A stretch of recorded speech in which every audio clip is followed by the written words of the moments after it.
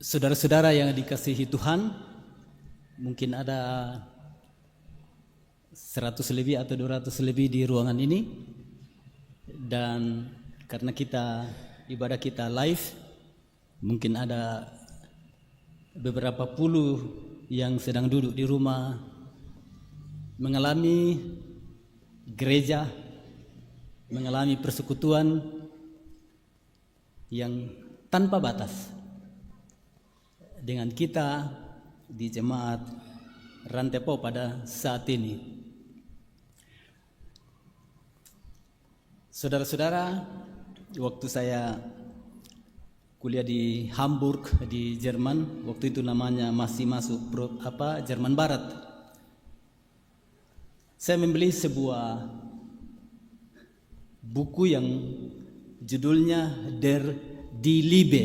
Liebe itu kasih atau cinta dalam bahasa Jerman, dan ada 3 jilid.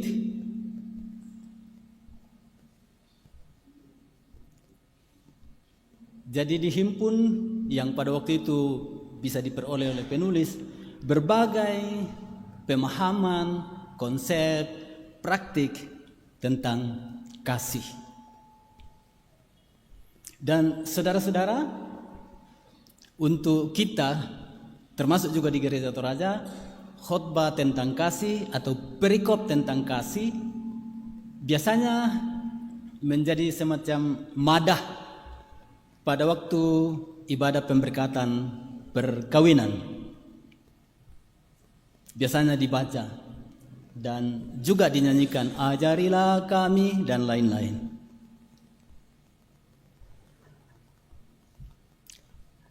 Bahaya untuk kita manusia ialah sesuatu yang paling sering kita dengar, paling sering kita ucapkan, paling sering kita katakan dan diskusikan, ialah makin bebal kita. Kita makin tidak ingin mengerti apa itu. Kita makin menganggap itu biasa saja. Bisa saja karena bacaan hari ini didasarkan pada 1 Korintus 13 yaitu tentang kasih. Dan direnungkan atau didengarkan di seluruh jemaat Gereja Toraja dengan tema kasih yang terbesar atau yang terutama. Batu mak kalolokanna yamutu pak kaboro. Kita semua mendengar hari ini tentang kasih. Saya dalam persiapan untuk berkhotbah hari ini, dalam doa pribadi saya membiasakan bangun jam 3 dan membaca firman, merenungkannya, mendengar musik atau bernyanyi sendiri dan berdoa. Salah satu sejak saya dengar dari pendeta Yonatan Mangallo bahwa saya melayani, salah satu pokok doaku ialah, ya Roh Kudus, gerakkanlah hati setiap anggota jemaat untuk datang ke gereja pada hari Minggu kemana saja. Dan untuk yang datang di jemaat Rantepo pada jam 9, gerakkanlah hati mereka supaya hati mereka, feeling mereka, perasaan mereka, hidup mereka benar-benar siap untuk mendengar firman Tuhan. Dan firman itu ialah tentang kasih. Saya harap kita tidak bebal dan tidak tuli kalau kita mendengarkan tentang kasih. Dan karena itu saya mau mulai dengan mengajak kita menubuhkan, membadankan, membawa ke dalam diri kita apa itu kasih sebenarnya dan sejauh apa kita sudah melakukannya. Saya harap ditampilkan di layar ayat 4 sampai ayat 7 dari bacaan 1 Korintus. Kita mau mulai dari diri kita sendiri. Saya tidak ingin berkhotbah sebelum saudara sendiri memproses di dalam diri saudara sejauh apa kasih itu sudah menjadi bagian hidup saudara selama ini. Dan kalau begitu, apa usaha kita selanjutnya? Sudah tampil ya? Nah, saudara-saudara, saya ajak kita semua masing-masing ya akan mengganti kata kasih dengan saya. Ya, ganti kata kasih dengan saya, menunjuk kepada diri kita sendiri. Jadi contohnya, saya itu sabar. Ya, itu contoh. Dan selanjutnya nanti karena ada 16 karakter kasih di sini, kata kasih diganti dengan saya. Ada yang dan itu seperti itu diganti juga ditambahkan kata saya di situ ya. Tapi bukan sekadar dibaca. Catatannya begini, silakan saudara-saudara membaca dengan penuh iman, rasakan bahwa Roh Kudus ada bersama saudara. Ini bukan sekadar otak yang jalan, tetapi iman, perasaan sebagai seorang yang ada di dalam rumah Tuhan, ada di dalam otoritas Tuhan. Catatannya ialah bacalah. Jadi masing-masing ya. Kalau itu sudah beres, saudara boleh lanjutkan. Maksudnya kalau saudara mengatakan saya itu sabar, kalau memang saudara sabar, tidak usah berhenti lama di situ. Lanjutkan ke karakter yang kedua. Ya. Di mana karakter yang belum menyentuh hati saudara atau belum bisa saudara praktikkan selama ini, berhentilah di situ. Tidak usah dilanjutkan. Siapa tahu ada yang bisa melanjutkannya sampai ayat yang ke-7, ya. Kita akan menggunakan waktu 5 menit untuk membuat karakter kasih ini menjadi bagian dari hidup kita. Kita bisa mulai masing-masing membaca, dan catatannya kalau saudara sudah oke dengan karakter itu, boleh lanjutkan, dan kalau belum boleh berhenti ya. Ayo kita mulai 5 menit ke depan.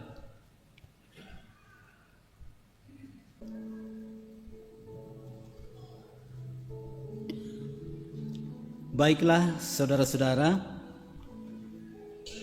tadi saudara sudah mengatakan saya dan seterusnya. Nah, sekarang saya akan mengubah kata saya menjadi kau.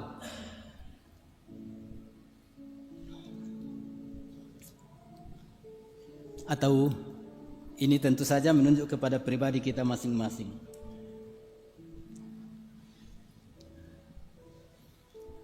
Apakah kau itu sabar?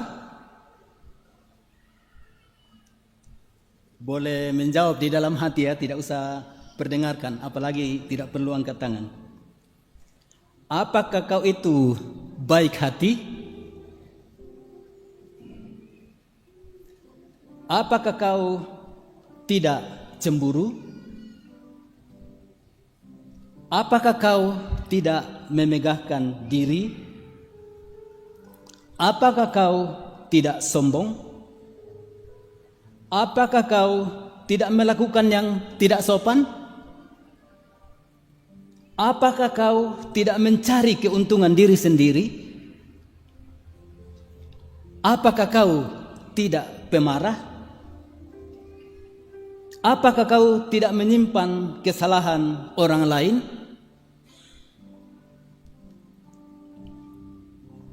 Apakah kau tidak bersukacita karena ketidakadilan?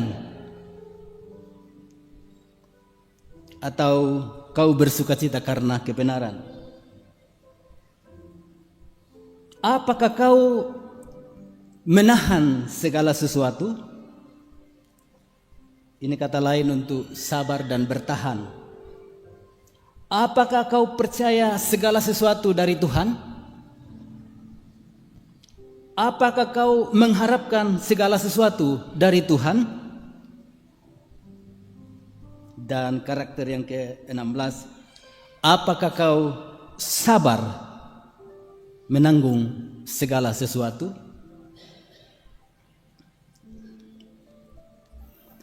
Siapa yang berhenti pada kata sabar tadi, karakter yang pertama? Ada yang berhenti sampai di situ? Pertanyaan kedua, apakah ada yang bertahan sampai karakter yang terakhir, yaitu saya sabar menanggung segala sesuatu? Nah, saudara-saudara, 16 karakter kasih ini itu menjadi, kalau kita bisa katakan, itu menjadi inti sebetulnya dari seluruh iman kekristenan. Saya akan mengajak saudara-saudara sedikit melihat teks ini, 1 Korintus 13, dalam keseluruhan surat 1 Korintus. Orang yang sudah rajin membaca Alkitab dan juga misalnya 1 Korintus tahu benar bahwa 1 Korintus itu dibuka dengan salib. Salib, dan dikatakan salib itu menjadi batu sandungan, tidak disuka, ditolak oleh orang yang akan celaka, yang akan binasa. Tapi salib itu akan menjadi keselamatan bagi orang yang percaya. Dan diperbandingkan juga bahwa yang tidak percaya salib itu merasa diri atau menganggap diri berhikmat. Dan yang percaya salib itu merasa diri bodoh dan lemah. Surat 1 Korintus dibuka dengan salib. Tapi juga kita perhatikan pasal 15 dari 1 Korintus, jadi tutup dengan khotbah panjang tentang kebangkitan. Tentang kebangkitan. Apa artinya ini? Ini artinya saudara-saudara, ketika firman Tuhan, dalam hal ini Rasul Paulus berbicara tentang kasih, maka kasih itu diapit oleh dua hal paling penting, salib pada satu pihak di awal, dan juga kebangkitan pada pihak yang lain, itu di bagian akhir. Kalau kita perhatikan, apakah inti dari salib dan kebangkitan? Intinya saudara-saudara ialah pembebasan, pelepasan dari tindakan kekerasan, dari ketidakadilan. Akhirnya kita katakan kita dibebaskan dari dosa. Itu fungsinya. Dan di dalamnya apa kata kunci? Kata kunci ialah pengorbanan. Yesus berkurban melalui salib. Dia mati, tapi dia bangkit. Dia berkurban supaya kita dilepaskan dari dosa kita. Itu intinya. Dengan demikian, kerendahan hati, kerelaan untuk berkorban dan mengorbankan diri, itu adalah kasih. Dan perhatikan baik-baik bahwa seluruh ini dilakukan oleh Tuhan Yesus. Oleh karena apa? Oleh karena melihat bahwa kita manusia itu berdosa, tak berdaya, kita adalah lemah, kita adalah miskin, kita tidak bisa menyelamatkan diri kita sendiri. Berarti intinya ialah kasih tidak pernah dilepaskan dari kemiskinan, kelemahan, ketidakberdayaan, dan lain-lain. Siapakah yang mau berkorban untuk orang miskin? Siapakah yang mau berkorban untuk orang yang lemah? Siapakah yang mau berkorban untuk orang yang tidak berdaya? Perhatikan baik-baik masyarakat kita. Kepada siapa banyak orang berkorban? Kepada pejabat. Kepada siapa kita banyak memberi? Kepada orang yang punya. Mengapa? Karena nanti kita diberi jabatan, nanti mereka punya kemungkinan untuk memberi lagi kepada kita, mungkin lebih banyak, dan lain-lain. Itulah praktiknya. Kalau itu dikontraskan dengan kasih yang benar-benar intinya adalah memihak kepada orang lemah, orang miskin, orang tak berdaya, dan membebaskan mereka dari kungkungan semua itu, dalam hal ini juga dari kungkungan dosa, maka kita bisa bicara kasih.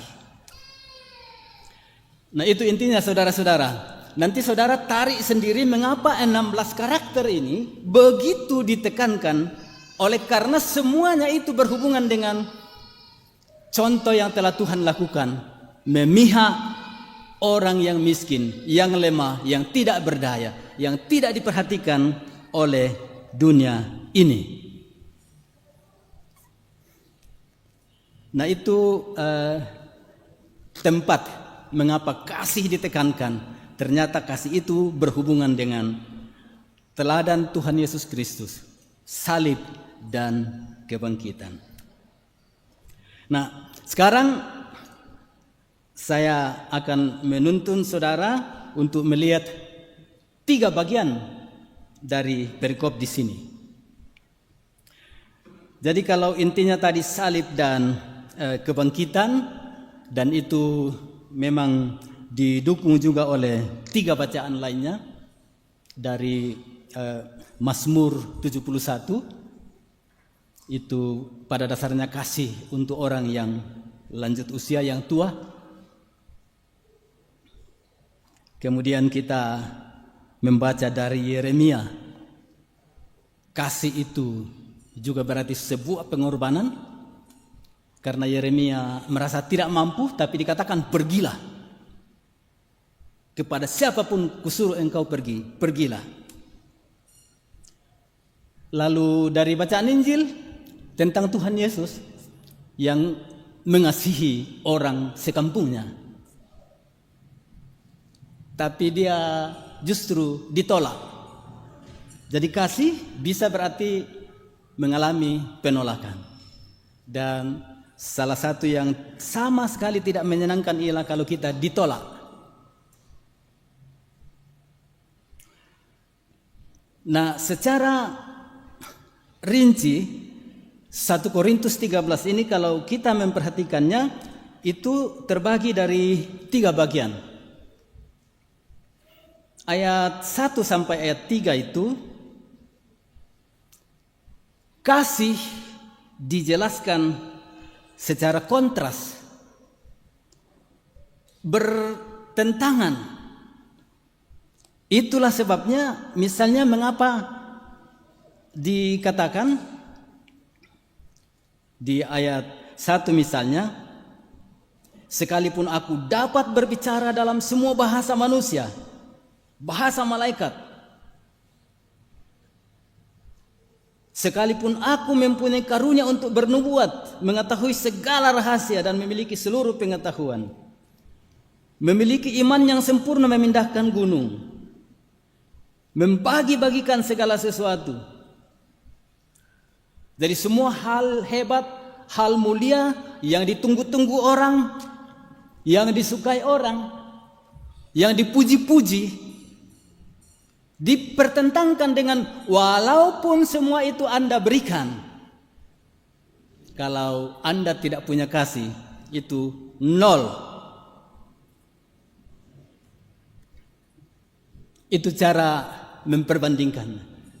Dengan jelas kita lihat di sini di bagian awal, Firman ini menjelaskan bahwa tidak ada yang lebih tinggi daripada kasih. Nah, saudara-saudara, itu sudah diberi. Bagaimana kalau kita punya semua itu, lalu masih kikir juga? Kira-kira bagaimana? Kalau sudah punya semua kemewahan itu yang disebutkan tadi, bahkan dikatakan menyerahkan tubuhku untuk dibakar. Jadi bagaimana kalau kita punya semua itu, tapi kita masih kikir juga? Itu bagian yang pertama, saudara-saudara, untuk memberi tempat yang jelas kepada kasih. Dan bagian kedua dari bacaan ini dari 1 Korintus 13 itu ayat 4 sampai ayat 7. Di sana kasih dianalisis. Kasih dianalisis. Nah, dianalisis karena dibawa ke hal-hal yang benar-benar langsung berhubungan dengan kehidupan kita setiap hari. Dan dalam analisis itu disebutkan dengan cara menggunakan ungkapan yang satu pihak bernada positif dan yang kedua dalam ungkapan yang negatif. Nah, ungkapan-ungkapan yang positif tentang kasih dalam analisis ini, kasih itu sabar. Kemudian baik hati, bersukacita karena kebenaran, menahan segala sesuatu, percaya segala sesuatu, mengharapkan segala sesuatu, dan sabar menanggung segala sesuatu. Ada 7 karakter kasih yang disampaikan secara positif sebagai nasihat atau perintah. Ada 9 karakter kasih yang disampaikan dengan ungkapan yang negatif, menggunakan kata tidak. Kasih tidak cemburu, artinya tidak menginginkan apa yang tidak kita miliki. Tidak memegahkan diri atau tidak membanggakan diri. Tidak sombong, tidak besar kepala. Tidak melakukan yang tidak sopan atau tidak lepas kontrol, tidak lepas kendali. Tidak mencari keuntungan diri sendiri atau tidak selalu aku yang pertama. Tidak pemarah, itu sama dengan tidak memaksakan diri pada orang lain. Tidak menyimpan kesalahan orang lain, itu sama dengan tidak mencatat dosa-dosa orang di dalam hati kita. Tidak bersukacita karena ketidakadilan. Jadi tidak bersuka ria karena orang lain merendah-rendah diri kepada kita. Nah, saudara-saudara, saya catat di sini, bersukacita karena ketidakadilan nampaknya sangat nyata sekarang dalam masyarakat media sosial, masyarakat yang dibentuk oleh berbagai informasi yang sangat terbuka dan tanpa batas. Dan itu dalam bahasa keilmuan di dunia yang namanya postmodernis atau dalam paham postmodernisme. Kebenaran bukan sesuatu yang absolut. Jadi Yesus itu satu-satunya jalan dan kehidupan bagi dunia postmodern itu tidak benar. Itu hanya salah satu kebenaran. Jadi kebenaran di dunia sekarang, ada satu video dari Dahlan Iskan yang sangat populer pada waktu Pilpres. Video itu beredar,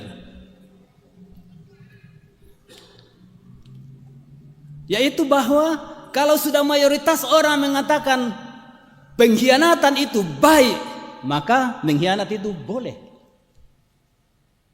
Karena mayoritas orang mengatakan itu benar.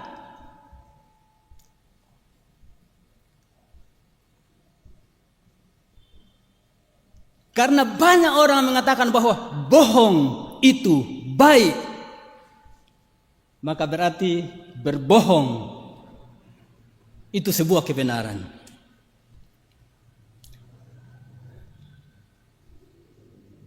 Karena lebih banyak orang yang mengatakan itu baik dan benar, maka kebenaran-kebenaran yang sesungguhnya menjadi relatif di dunia sekarang ini. Saudara-saudara, kalau saya disuruh bertanya apakah yang paling berbahaya bagi generasi muda di Indonesia ini, saya akan menjawab begini. Sudah terjadi pendidikan yang sangat merusak karakter dan moral bangsa ini. Oleh karena apa? Kepada generasi muda dipertontonkan bahwa mengkhianat itu baik, maling kundang itu benar.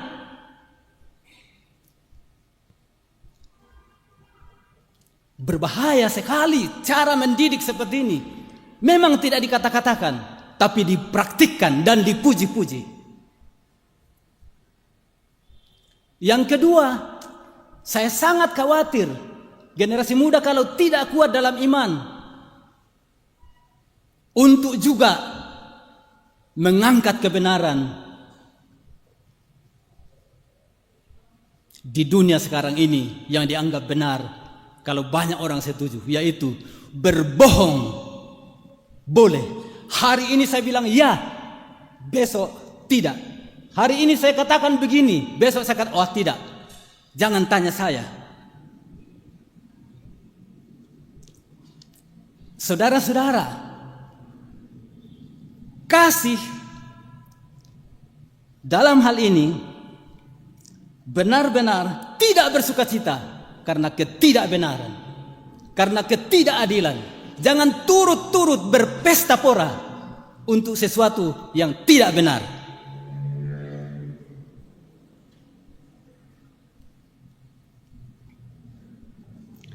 Dan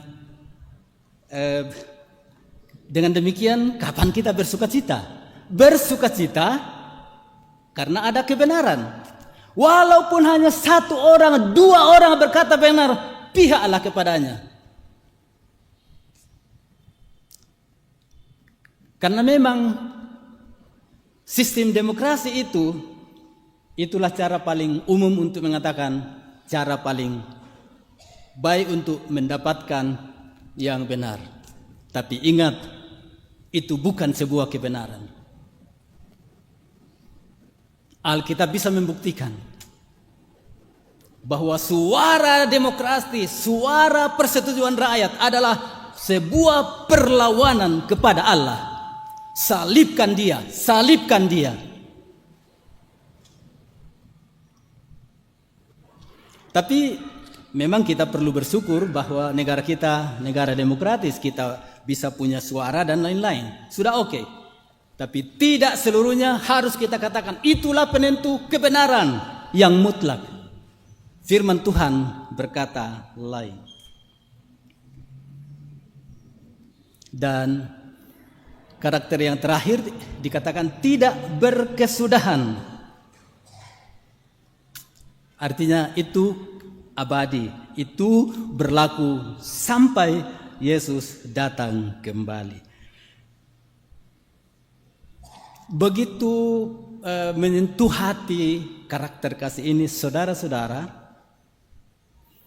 sehingga diberikan tekanan pada sifat,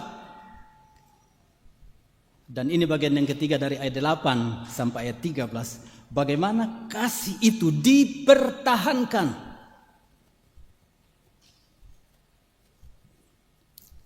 Kita bela, kita hidup di dalamnya. Tapi saudara-saudara barangkali akan bertanya, jadi kapan kita menjadi orang Kristen yang benar kalau kita tidak memenuhi 16 karakter kasih ini? bacaan ini memang mengakui bahwa sekarang ini masih samar-samar. Kita masih melihat dengan samar-samar. Tapi yang paling penting bagi kita, bolehkah sebagai orang yang percaya, jangan kita terus-menerus tinggal di dalam masa kanak-kanak. Kan dikatakan juga bahwa waktu aku kanak-kanak, aku berpikir, aku merasa dan berlaku seperti kanak-kanak. Tapi ketika aku sudah dewasa, aku berpikir, aku merasa, aku bertindak seperti orang dewasa. Jadi apa yang perlu? Perlu ada perubahan dalam kehidupan kita. Dari kekanak-kanakan, bergantung pada apa kata orang, menjadi dewasa, bahwa benar itu benar, salah itu salah.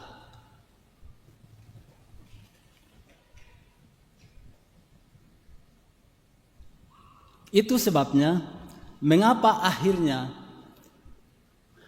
dalam ayat 13 dikatakan, dengan demikian tinggal 3 hal.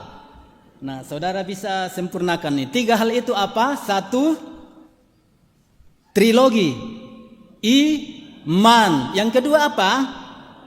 Pengharapan. Yang ketiga apa? Kasih. Saudara-saudara, ketika Paulus bicara tentang kasih di sini, akhirnya dia katakan 3 hal paling penting. Mengapa 3 hal paling penting? Ini pertama-tama untuk orang Korintus yang bertanding atau berbala-bala soal karunia-karunia yang mereka punyai. Yang berbahasa lidah atau bahasa terjemahan baru tadi yang dibaca itu bahasa roh. Tapi dalam bahasa edisi terjemahan baru 2 itu bahasa lidah atau bahasa roh atau bahasa lidah. Di dalam jemaat Korintus seperti orang yang berbahasa lidah itu merasa diri lebih unggul. Ada juga yang melakukan mukjizat-mukjizat penyembuhan merasa lebih unggul. Ada yang merasa bernubuat itu lebih unggul dan lain-lain. Jadi akhirnya gereja, tubuh Kristus menjadi tidak utuh oleh karena masing-masing orang yang menerima karunia dari Allah yang disebut karunia roh, dan kita juga memiliki karunia roh yang berbeda-beda. Itu masing-masing menganggap diri lebih dari yang lain. Dan dengan diskusi yang panjang di 1 Korintus 12, kemudian 1 Korintus 14, Rasul Paulus menyimpulkan melalui ayat 13 dari 1 Korintus 13 di sini, tinggallah 3 hal. Jadi melakukan mukjizat, menyembuhkan, bahasa roh, bernubuat, macam-macam karunia yang kalian punyai, akhirnya tinggal 3. Sekali lagi, iman, pengharapan, dan kasih. Dan saya kira saudara sudah ingat juga, yang terbesar di antaranya apa? Kasih. Yang terbesar di antaranya kasih. Mengapa? Ada ayat dari 1 Petrus 4 ayat 8. Tetapi yang terutama, kasihilah sungguh-sungguh seorang akan yang lain, sebab kasih menutupi banyak dosa. Sebab kasih menutupi banyak sekali dosa. Berkenan kiranya saudara katakan kepada orang di sampingnya, kasih menutupi dosamu. Silakan katakan kepada orang di samping. Ya. Kasih menutupi banyak sekali dosa. Ingat itu lagu Ajarilah Kami ya. Ajarilah kami bahasa cintamu, agar kami dekat padamu ya Tuhanku. Ajarilah kami bahasa kasih-Mu, agar kami dekat padamu.